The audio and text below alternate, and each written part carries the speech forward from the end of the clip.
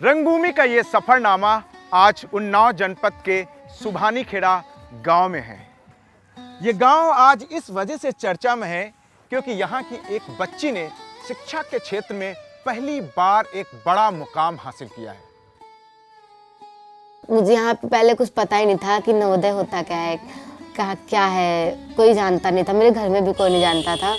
जब से सर ने बताया तो हाँ, फिर राहुल सर थे, वो नवोदय में पढ़े थे महोबा में, तो बताते थे कि वहाँ पे बहुत अच्छा है, रूटीन बहुत अच्छा है, टाइम टेबल के हिसाब से वहाँ पे होता है, वहाँ हॉस्टल लाइफ बहुत अच्छी होती है। तो मुझे लगा कि अगर मैं वहाँ पे जाऊँगी तो बहुत अच्छा लगेगा। सर मुझे पढ़ाते भी थे, कभी कभी ओवर टाइम भी देते थे मुझे पढ़ाने के लिए, 2 घंटे एक्स्ट्रा कोचिंग के टाइप में पढ़ाते थे। स्कूल में ही जितना टाइम होता था बस पढ़ पाती थी, और रात को लाइट की प्रॉब्लम थी तो नहीं पढ़ पाती थी।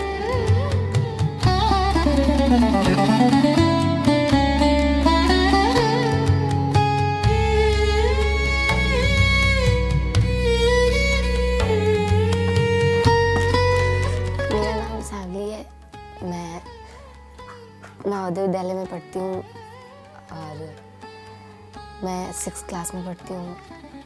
मेरे गांव का नाम सुभानीखेड़ा है।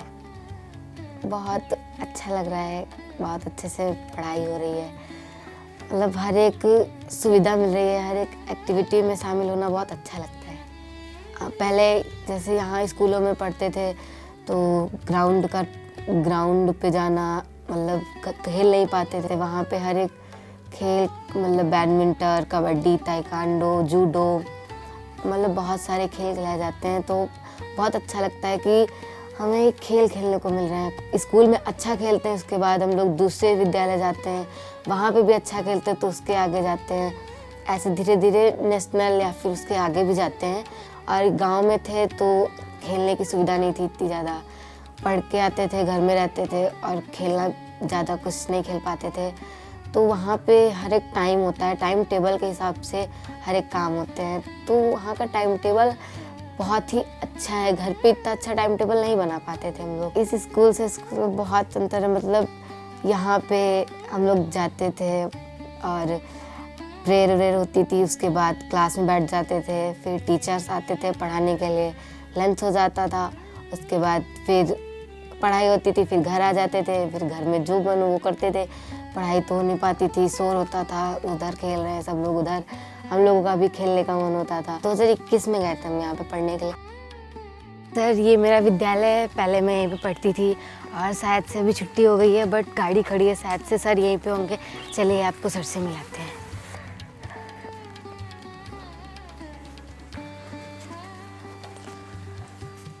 सर नमस्ते। नमस्ते। अरे सामली आओ। और बताइए, और सर सब ठीक है? पढ़ाई कैसी चल रही है? सर अच्छी चल रही है। कितने दिन की छुट्टी लेके आई हो? सर 20 दिन की छुट्टी ठंडियों की बोली गई है। हमारा तो लुक ही चेंज हो गया है, बाल भी चेंज हो गए, ड्रेसअप भी चेंज हो गया। वहाँ कैसे चल रहा है बच्चों के साथ? सर बहुत अच्छा लगता है। मैं तो सारे बच्चों के लिए हमेशा कोशिश करता हूँ कि हमारे सारे बच्चे पढ़ें और आगे बढ़ें, अफसर बन के हमें जब कहीं मिले तो सिर्फ यही कह दे गुरुजी नमस्ते। हमारे लिए इससे सौभाग्य की बात कुछ नहीं होगी। और आपके लिए भी शुभकामनाएं हैं, विद्यालय के सभी बच्चों के लिए शुभकामनाएं हैं। सब खूब पढ़ें, खूब पढ़ें। ये बताओ, घर की याद आती है कि नहीं आती है? आती है सर, पहले आती थी तो रोते थे, अब रोते नहीं है, सोचते हैं कि पढ़ना है तो कुछ तो खोना ही पड़ेगा। खोना पड़ेगा ना, तो ये तो है ही है। कबीरदास जी का दोहा याद होगा कि चींटी चली लेके चावल, चींटी चली लेके चावल और रास्ते में मिल गई दाल। तो कबीरदास जी कहते हैं कि अगर चाहिए दाल तो पहले वाली डाल। तो कुछ खोना है, कुछ पाना है, और जीवन का ये सर्कल है, ये चलता रहेगा। आपके जीवन में चल अभी लग रहा है कठिनाई है, लेकिन आगे ऐसा समय आएगा कि आप एक उच्च पद पे बैठी होंगी और कलम आपकी चल रही होगी। वो दिन, वो मुकाम आपको हासिल करके आना है। जब तैयारी चल रही थी नवोदय विद्यालय की, तो पापा की सोच से और आज की सोच में क्या फर्क पड़ा? बहुत ज़्यादा पहले बोलते थे कि अगर पास भी हो जाओगी तो भेजेंगे नहीं विद्यालय, और फिर अब आप लोगों से बात हुई, मैंने भी बोला कि पापा मुझे पढ़ना है, भेज दीजिए, तो उन्होंने फिर बोला भेज दिया मुझे। तो पहले सोचते थे कि नहीं भेजेंगे, लोग क्या कहेंगे, या फिर हॉस्टल में रह के पढ़ाना सही नहीं है। तो और अब उन्होंने मुझे भेज दिया, वही सबसे बहुत अच्छी बात है कि उन्होंने मुझे भेज दिया। घर में सब लोग खुश हैं? यस, पापा जी आपके? बहुत खुश हैं। पापा जी आपके तो पहले कहते थे कि नहीं बेटी नहीं जाएगी, बेटियों का काम है घर में रहना, चूल्हा चौका करना। आज उनको लग रहा होगा कि उनका निर्णय वो गलत था, लगता है? लोगों ने जब हमसे कहा तो हमने कुछ विचार भी किया सर। जैसे कि आप भी जानते हैं, देहात में सर बेटी को घर से निकालना बहुत मुश्किल होता है, खासकर एक बाप के लिए तो बहुत ही। और देहात से आज भी लोगों की भावनाएं और विचार जो हैं कुछ बेटियों के प्रति उतना अच्छे नहीं हैं जितना देखने को मिलते हैं। तो उसी में कुछ प्रतिशत हम भी थे। हमने भी विचार किया तो सोचा कि यार बेटी है, कहाँ भेजेंगे इसको, और विद्यालय में जाएगी वहाँ कैसे रहेगी, अकेले रहेगी, बेटी की जात है, कहीं कुछ ऊंच नीच, बहुत सारी बातों सोच समझ के हमने सर को मना भी किया था।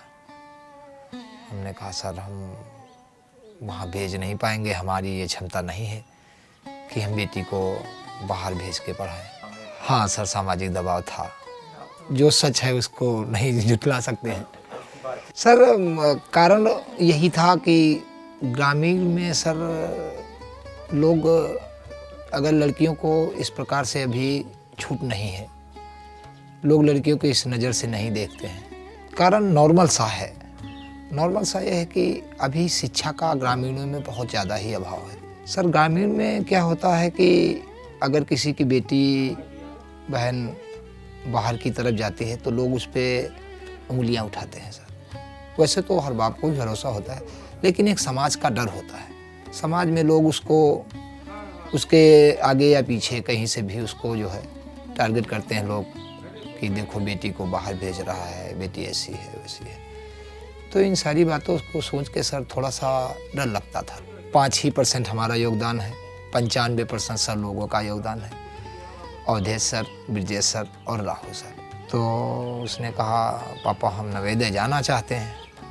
उसको समझा दिया, हमने कहा चलो छोड़ो बेटा, रहने दो वहाँ। तो उसने सर को बताया होगा जाके, तो सर ने फिर हमें विद्यालय बुलवाया। विद्यालय गए तो सर ने हमसे बात की, उन्होंने कहा, अवधेश सर ने भी कहा, राहुल सर ने भी कहा, लेकिन फिर भी वो अपनी बात कह रहे थे, लेकिन हमारी अंदर आत्मा से हमें कुछ संतोष नहीं मिल रहा था। राहुल सर ने कुछ एक ऐसी बात कही जो हमें छू गई सर। राहुल सर ने हमसे कहा कि देखिए बच्ची में प्रतिभा है, होनहार है, पढ़ने के काबिल है और हो सकता है उसका भविष्य अच्छा हो, और अगर आप ऐसा नहीं करते हैं, आपके दबाव में आके नहीं, तो उसके दोषी आप होंगे। तो सर ये बात हमको अंदर से झकझोर रही। तो हमने सोचा लोगों का तो ये काम ही है, चलो हिम्मत करते हैं और बिटिया को भेजते हैं। तो फिर हमने सर हाँ कर दी। हमारे गांव की पहली बच्ची है सर। मेरी जीवन में, मेरे परिवार में, या फिर यूँ कहिए कि मेरे पूरे ही परिवार में जो मुझसे जुड़े हैं लोग, उनके सबके जीवन में एक ऐसा सुखद पल आया है जो हमारी बिटिया के माध्यम से आया। बिटिया हमारी जो है, जिसकी कल्पना भी मैंने नहीं की थी, अभी वो काली मिट्टी विद्यालय में राजीवपुरम PM श्री कुछ नाम से, अभी पूरी तरह याद नहीं है हमें, तो उसमें उसका एडमिशन हो गया, अभी पढ़ती है, अच्छे से रह रही है। तो सर ये बहुत खुशी का माहौल है और खुशी का पल है हमारे लिए।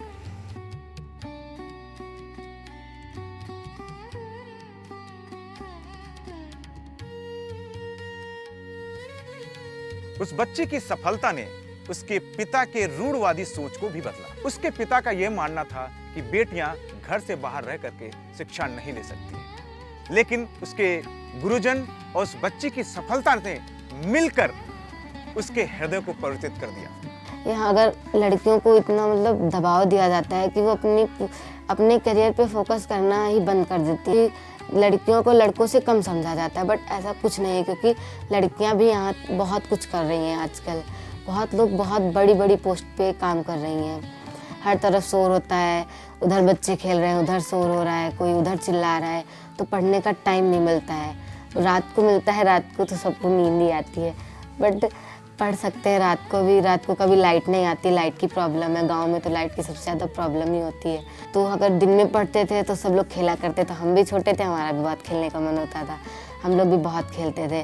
और रात को थक जाते थे, कभी खाना भी नहीं खाते थे, सो जाते थे। मैं कभी कभी वर्क करके नहीं ले जाती थी, मेरी मम्मी से वो शिकायत करते थे, मेरी मम्मी को स्कूल बुलाते थे, क्योंकि पापा को तो टाइम नहीं था। पापा वहाँ पे एक रोटी किनारे चक्की है वो चलाते हैं, छोटा सा काम है उनका, और मम्मी से शिकायत करते थे, तो मम्मी मेरी डांटती थी।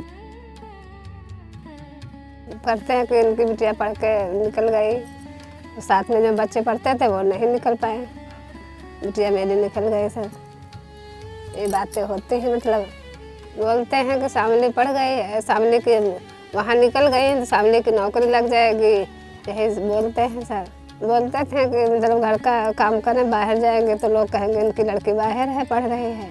अब अगल अगल सोच है सबकी, लड़का हो तो चाहे जहाँ जाए कोई कुछ नहीं कहता है, लड़की को सबको कहेगा कि बाहर घूम रही है, पढ़ने जाती है, ये है वो है। अलग अलग विचार सबके होते हैं। सर हमारे तो कक्षा 5 तक है बस, ज़्यादा तो नहीं है। जमाने का अवसर था तो सर पढ़ना तो चाहिए, तब नहीं पढ़ते थे बच्चे, अब तो सबके मतलब पढ़ रहे हैं, सरकारी में भी जाते, प्राइवेट में भी जाते हैं। नहीं, मम्मी ज़्यादा नहीं कहती थी कि काम करो, दीदी किसी से नहीं, दीदी से भी कहती थी और मम्मी करती थी। मुझसे कहती थी कि पढ़ो, जो पेपर आने वाले हैं तुम्हारे। मुझसे नहीं कहती थी कि तुम काम करो। कुछ कहा रहा IAS IAS कहते हैं। सर हमको नहीं पता है। IAS बन के लोगों की सेवा करना अच्छा लगता है। पापा का भी बहुत मन है और मेरा भी। पापा ने सोच लिया तो मैं भी करूँगी IAS अफसर की तैयारी। भी कुछ लोगों को प्रोत्साहन भी मिला है, और अब की साल 3-4 बच्चों ने और भी पेपर दिए हैं। देखो किस्मत क्या काम करती है। सर मेरे हिसाब से तो बेटियों को पढ़ाना बेटों से भी ज़्यादा ज़रूरी है, क्योंकि सर बेटे तो एक ही परिवार देखते हैं, बेटियां सर एक परिवार ही नहीं कई पीढ़ियाँ देखती हैं। क्योंकि जब बेटी शिक्षित होती है तो जब तक माँ बाप के घर में रहती है उसका नाम रोशन करती है, फिर ससुराल जाती है तो अपने ससुराल वालों का नाम रोशन करती, फिर उसके बच्चे होते हैं तो उनको भी शिक्षित करती सर। और पहले शायद इतने गंभीर विचार भी नहीं थे, लेकिन अब जो समय आया है तो विचार भी बदलते हैं सर। वहाँ पे ज़्यादा कुछ पढ़ाया नहीं जाता था, हिंदी, इंग्लिश, मैथ, और इसके ज़्यादा तो कोई सब्जेक्ट नहीं थे। वहाँ पे ज़्यादा सब्जेक्ट हैं कंप्यूटर, SST, साइंस, और वहाँ पे मराठी भी पढ़ाई जाती है, क्योंकि 9th क्लास में महाराष्ट्र भेजा जाता है पढ़ने के लिए, कि मतलब दूसरे देशों में जाएंगे या राज्य में जाएंगे तो कुछ मतलब समझेंगे, उसके बारे में जानेंगे। इंग्लिश एकदम कमज़ोर थी, अब थोड़ा बहुत सही हो गई है, ज़्यादा नहीं। बट अभी 6th क्लास में धीरे धीरे सही करने की कोशिश कर रही हूँ, सही हो जाएगी। और मुझे साइंस के बारे में पता ही नहीं था, थोड़ा बहुत पता, सर बताते थे, या फिर SST के बारे में कुछ नहीं पता था। और कंप्यूटर यहाँ पे तो पढ़ाई नहीं जाती थी, तो और कंप्यूटर मैम भी कंप्यूटर लैब ले जाती। पहले मुझे कंप्यूटर मैंने देखा भी नहीं था, अब वहाँ पे कंप्यूटर चलाना भी थोड़ा बहुत आ गया। अगर टीचर्स तो अच्छे ही हैं पढ़ाने में, सारे टीचर्स अपनी कोशिश करते रहते हैं कि बच्चे पढ़ जाएं। जैसे टीचर्स होते हैं वो सोचते हैं कि बच्चा बड़ा होकर कुछ हमने पढ़ाया है तो ये बड़ा होकर कुछ बने। तो टीचर्स और सब्जेक्ट्स जैसे इंग्लिश यहाँ पे कम पढ़ाई जाती है, तो इंग्लिश भी थोड़ा मतलब पढ़ाई जाए, क्योंकि जैसे मेरी इंग्लिश कमज़ोर है, ऐसे किसी और इंग्लिश किसी की कमज़ोर ना हो। और यहाँ पे साइंस भी पढ़ाई जाए, कंप्यूटर भी पढ़ाया जाए, सब्जेक्ट्स बढ़वा दिए जाए, SST भी पढ़ाया जाए, और टाइम टेबल भी बनवा दिया जाए। ग्राउंड टाइम अगर होगा तो जैसे कि बच्चे खेल में भी आगे बढ़ सकते हैं। मेरे हिसाब से कि जब क्लास का ही टाइम होता है तब भी 1 घंटे का ही सही, बट खेलने के लिए भी थोड़ा बहुत ग्राउंड टाइम बनवा दिया जाए कि बच्चे खेल भी सके। तो मतलब वो सोचेंगे अगर वो बच्चा उस खेल में आगे बढ़ रहा है, सही खेल रहा है तो उसको लगेगा कि हाँ मैं ये खेल खेल सकता हूँ, तो और अच्छे से प्रैक्टिस करे। जैसे कि कबड्डी है, खो खो है, इससे उसको और अच्छे से, क्रिकेट है, क्रिकेट से तो क्रिकेटर बन सकते हैं, खो खो भी खेल सकते हैं। मतलब खेलेगा तो और आगे बढ़ सकते, सोचेगा कि हाँ मैं कर सकता हूँ, तो वो और खेल के और अच्छा आगे कर सकता है। फैमिली, तुम्हारे देखो पुराने बैडमिंटन रखे हुए हैं जो अभी भी सुरक्षित हैं। एक थोड़ा सा बैड है, एक थोड़ा सा गुड है, लेकिन जो बैड है वही गुड है और जो गुड है वो थोड़ा सा बैड है। अब इसको समझना। थैंक यू सर, आपने बैडमिंटन के रूप में हमारी यादें संभाल के रखी। वेलकम बेटा, मोस्ट वेलकम। हमें बहुत खुशी है कि आप आए। तो पकड़ के पुराने दिन याद आ रहे हैं। क्यों नहीं आएंगे बेटा, आपका कुछ डॉक्यूमेंट रह गया था, आपके पापा आए थे तो हम दे नहीं पाए थे, आप ले जाओ।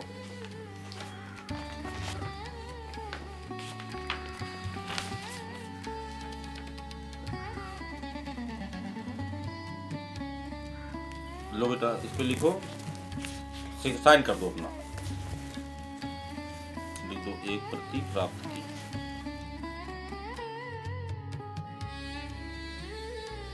का नाम मान सिंह है, मान रखना, ठीक है? Yes sir. आप जब पढ़ के आएंगी ना, पापा ही आपको सैल्यूट करेंगे। आने वाली बच्चियों के लिए, हमारे ग्रामीण की बच्चियों के लिए या हमारे पूरे भारतवर्ष की बच्चियों के लिए सर मैं ये कहना चाहता हूँ कि खूब पढ़ें, मेहनत से भी पढ़ें, इतना पढ़ें कि जो आपकी पढ़ाई में बाधा बनते हों वो खुद आपको सलाम करें।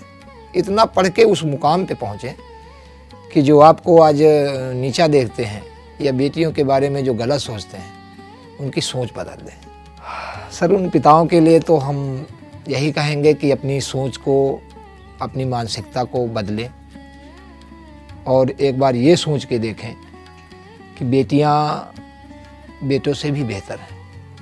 बेटों को हम अपना सब कुछ देते हैं, सर सारी उम्र कमाते हैं, जो भी अपने पास होता है वो सब कुछ देते हैं, लेकिन बेटियों को क्या देते हैं? बेटियों को सिर्फ हम यही दे सकते हैं, एक शिक्षा।